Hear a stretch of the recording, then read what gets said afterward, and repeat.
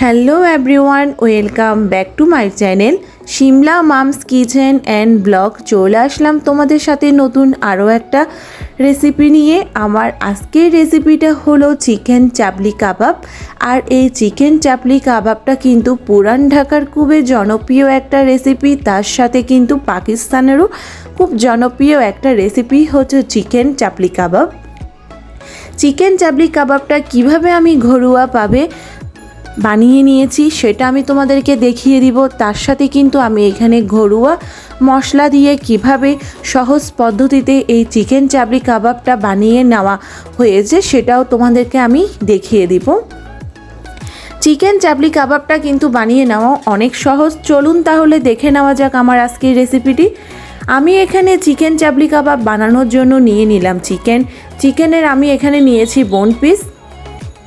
Chicken chapli কাবাব বানানোর জন্য এখানে কিন্তু আমাদেরকে চিকেনের বোন পিস সাইডটা নিলেই খুবই ভালো হয়, কারণ বোন পিস সাইডে কিন্তু চিকেনের হাড়টা কম থাকে, তাই ওই সাইডটা কিন্তু নিলে খুবই ভালো হবে।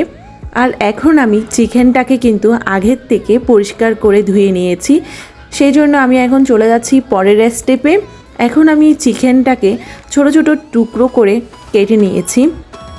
আর এখানে ছোট ছোট টুকরো করে কেটে নেওয়ার কারণ হচ্ছে, যেহেতু আমি চিকেনটাকে কিমা বানিয়ে নিব, তাই এখানে আমি চিকেনটাকে ছোট ছোট টুকরো করে কেটে নিয়েছি, যাতে মিক্সিং জারে দিতে আমার খুবই সহজ হয় আর তাড়াতাড়ি চিকেন কিমা বানিয়ে নিতে খুবই হয়ে যাবে। এখন আমি চলে যাচ্ছি মিক্সিং জারের মধ্যে আমি দিয়ে দিচ্ছি চিকেনের ছোট ছোট টুকরোগুলো। সবগুলো চিকেনের ছোট ছোট টুকরোগুলো আমি একসাথে করে দিয়ে দিচ্ছি। আর এটা কিন্তু আপনারা চাইলে মাটন দিয়েও কিন্তু এই কাবাবটা বানিয়ে নিতে পারবেন। চিকেন চাপলি কাবাবটা কিন্তু মাটন দিয়েও করা যায়, আমি এখানে চিকেন দিয়ে করছি। এখন আমি মিক্সিং জারের মধ্যে চিকেনগুলোকে কিমা বানিয়ে নিব।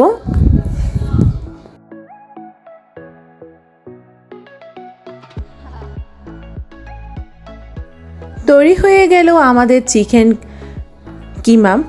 এখন আমি চিকেন কিমাটা মিক্সিং জারের থেকে নিয়ে নিচ্ছি। ভালো করে কিন্তু পেস্টের মতো করে চিকেন কিমাটা করে নিতে হবে। আর এখানে কিন্তু আমি কোনো জল দিইনি, তাই আপনারা অবশ্যই চেষ্টা করবেন চিকেন কিমা বানিয়ে নেওয়ার সময় কিন্তু কোনো প্রকারের জল দিবেন না। জল ছাড়া কিন্তু চিকেন কিমাটা বানিয়ে নিতে হবে। চিকেন কিমাটা আমি এখন মিক্সিং জারের থেকে নিয়ে নিলাম একটা বাটির মধ্যে। এখন আমি এখানে মশলার মধ্যে নিয়েছি, এখানে আমি নিয়েছি 5-6টার মতো পেঁয়াজ। আমি এখানে মিডিয়াম সাইজের পেঁয়াজ আমি এখানে পেস্ট করে নিয়েছি। আর নিয়েছি এখানে আদা, আর নিয়েছি এখানে কাঁচা লঙ্কার পেস্ট, আর নিয়েছি এখানে রসুনের পেস্ট। এখানে আমি রসুন নিয়েছি 6-7টার মতো রসুন আমি এখানে পেস্ট করে নিয়েছি। এখন আমি চিকেন কিমার মধ্যে সবগুলো মশলা একটা একটা করে দিয়ে দিচ্ছি। সবগুলো মশলা একসাথে করে চিকেন কিমার মধ্যে দিয়ে দিতে হবে। আর এই চিকেন চাপলি কাবাবটা কিন্তু আমি সম্পূর্ণ ঘরোয়া মশলা দিয়েই বানিয়ে নিব।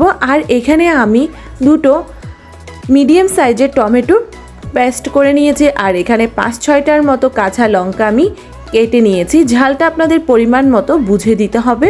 আর এখন আমি দিয়ে দিচ্ছি ধনেপাতা কুচি।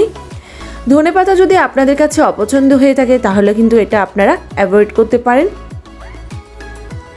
এখন আমি এখানে দিয়ে দিচ্ছি 1 টেবিল চামচের মতো বেসন, আরও দিয়ে দিচ্ছি 1 টেবিল চামচের মতো বেসন। এখানে আমি প্রায় 2 টেবিল চামচের মতোই বেসন দিয়েছি।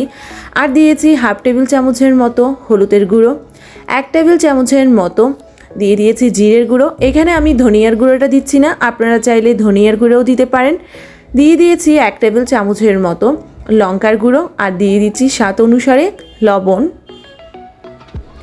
সবগুলো মশলা দিয়ে দেওয়া হয়ে গিয়েছে। আর এখানে কিন্তু আমি একটা জিনিস স্কিপ করেছি, সেটা হচ্ছে ডিম।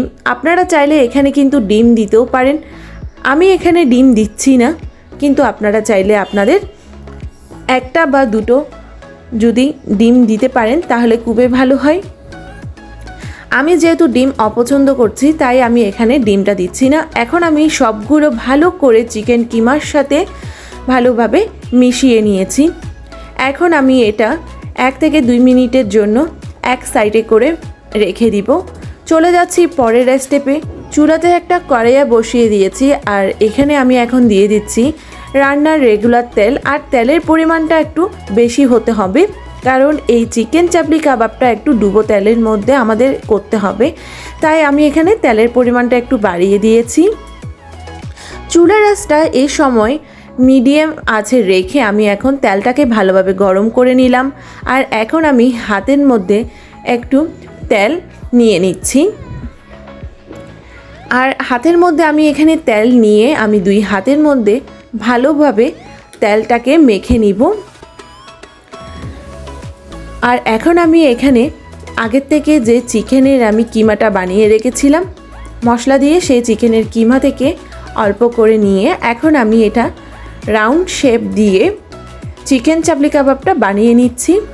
চিকেন চাপলি কাবাবের মধ্যে কিন্তু এই সহজ পদ্ধতিটা হলো যে কোনো স্টেপে কিন্তু আপনারা এই চিকেন চাপলি কাবাবটা বানিয়ে নিতে পারেন। এখানে কোনো ঝামেলা নেই, যেহেতু এটা চিকেন টিক্কা আমাদের থেকে বানাতে অনেক সময় কষ্ট হয়ে যায়। আর চিকেন চাপলি কাবাবের মধ্যে কিন্তু সহজ হলো হাতের মধ্যে করে নিয়ে চ্যাপটা করে বানিয়ে নেওয়া।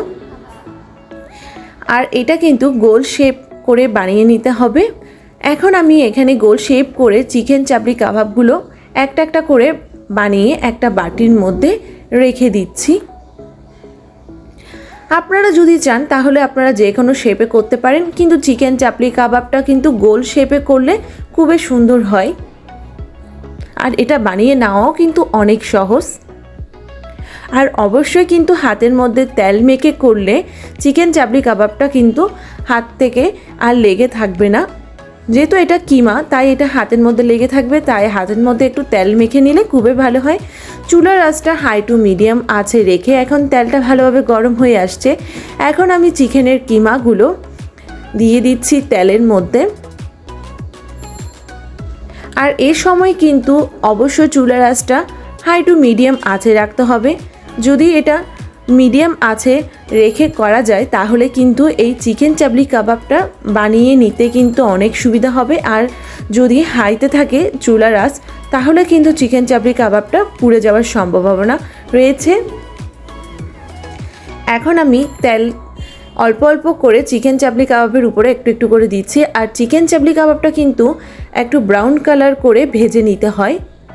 আর যেহেতু এটা কাঁচা চিকেন তাই এটা হতে কিন্তু বেশিক্ষণ সময় লাগবে না। এখন আমি চিকেন চাপলি কাবাবের এক পার্ট হয়ে আসলে অপর পার্টটা উল্টিয়ে দিচ্ছি। আর এটা কিন্তু একটু হালকা ব্রাউন কালার করে ভেজে নিতে হবে। এক পিঠ ভালো করে ভাজা হয়ে আসলে অপর পিঠটা উল্টিয়ে পাল্টিয়ে ভালো করে ভেজে নিতে হবে। চিকেন চাপলি কাবাবটা আমি একটু ব্রাউন করে ভেজে নিয়েছি। আর এখন আমি চিকেন চাপলি কাবাবটা তেলের থেকে তুলে নিচ্ছি। আর এমনটা করে কিন্তু আমি সবগুলো চিকেন চাপলি কাবাবগুলো ভেজে নিব। চিকেন চাপলি কাবাব কিন্তু বানিয়ে নেওয়াও অনেক সহজ, সেটা তোমরা আমার আজকের এই ভিডিও দেখে বুঝতে পেরেছো। সবগুলো চিকেন চাপলি কাবাব আমার ভেজে নেওয়া হয়ে গিয়েছে। আর অবশ্যই তোমরা দেখে বুঝতে পেরেছো কিভাবে আমি চটজলদিভাবে এই চিকেন চাপলি কাবাবটা বানিয়ে নিয়েছি আর ঘরোয়া পদ্ধতিতে। আর এখানে কিন্তু আমি কোনো বাহিরের কোনো মশলা প্যাকেট আমি ইউজ করিনি, সম্পূর্ণ ঘরের ঘরোয়া মশলা দিয়ে আমি এখানে চিকেন চাপলি কাবাবটা বানিয়ে নিয়েছি। তোমরা অবশ্যই আমার আজকের এই ভিডিওটা দেখে বাড়ির মধ্যে একবার ট্রাই করে দেখবে। আশা করছি তোমাদের কাছেও খুবই ভালো লাগবে। আমার আজকের এই ভিডিওটা যে যেখান থেকে দেখছো অবশ্যই দেখে কিন্তু একটা লাইক দিয়ে দিবে আর কমেন্ট করে জানাবে তোমাদের কাছে কেমন লেগেছে। আর আমার চ্যানেলে যদি নিউ ফ্রেন্ড হয়ে থাকো তাহলে আমার চ্যানেলটাকে অবশ্যই সাবস্ক্রাইব করে দিবে। পাশে থাকা বেল আইকনটি অবশ্যই ক্লিক করে দিলে আমার নিত্য নতুন ভিডিওগুলোর আপডেট তোমাদের কাছে চলে যাবে। সেই পর্যন্ত আমার আজকের এই রেসিপিটা আমি এখানেই শেষ করছি। সবাই ভালো থাকবে, সুস্থ থাকবে, ধন্যবাদ।